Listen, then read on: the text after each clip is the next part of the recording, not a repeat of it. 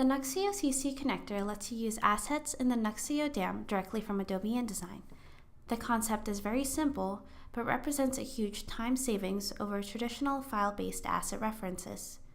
Here's the web interface to Nuxeo, and here are some of the assets in the Nuxeo DAM.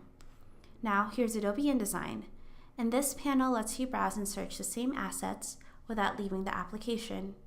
You can browse folders or you can search. When you find the assets you like, you can drag them into your document. When you drag an image into InDesign, it automatically creates a true URL-based link. If you change the image itself, the link is automatically updated to reflect the new state.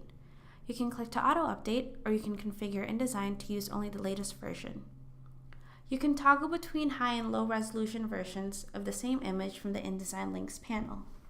By maintaining the graphic assets in Nuxeo, you can exchange InDesign files without the assets themselves, avoiding download, packaging, and relinking. This can have huge value to authoring groups using Adobe InDesign. For more information, contact Nuxeo at nuxeo.com.